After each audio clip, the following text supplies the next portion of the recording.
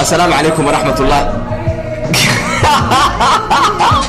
شو تقص وعلى قصدي إني تدنا باطل. magaalada galkacyo wararka ka imanaya ayaa sheegaya in waqti ka socda dowladda ku meel gaarka ah ay soo gaareen caasimadda gobolka Mudug ee Galkacyo. wariya yar bayaarsan warka duubaya yar bayaarsan wana soo yar bayaarsan warka duubaya sadaqadii way soo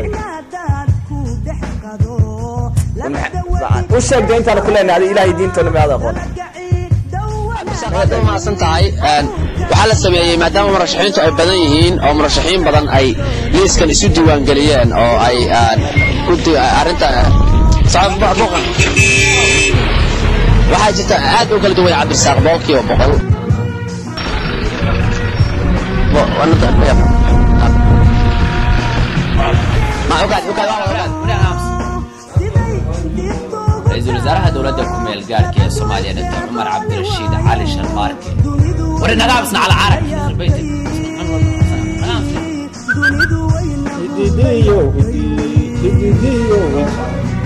الله ياتنا كسيو ترى بقول كاغا ديغانرا nabadaynta iyo deegaanka ayaa loo qabtay waxgaradka gobolka Nugaal warkaasi waxa magaalada Garowe ka soo dirtay wariyaha iyaga nadwa lido cabdisalaam meel salada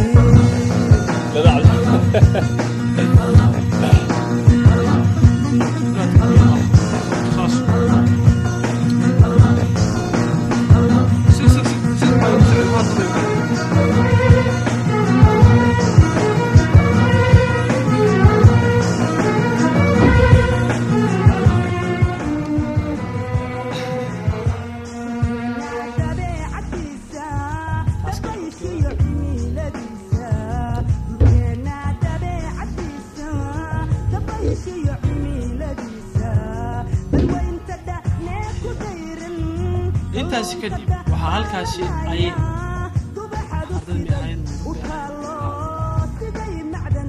waxa markii dambe halkaasi iyadoo tix prom ka akhrisay inaan kamida inamihii gabar kamid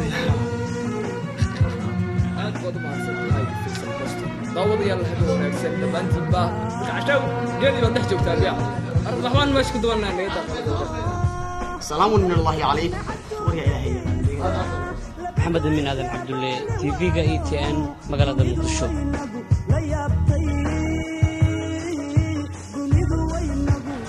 شغار حاجة شغار اي تي ان تي في جوال أبصران أحمد أبصران سلس تي في عالمي اي تي ان مقالة المقدشو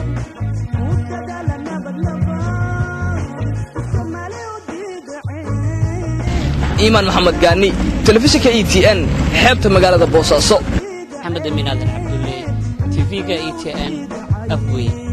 محمد أحمد الكعسي تلفزيون اي تي ان جامعة بري أفريقيا بوصاصو أحمد حاج حسن اي تي ان تي في بلد حاوو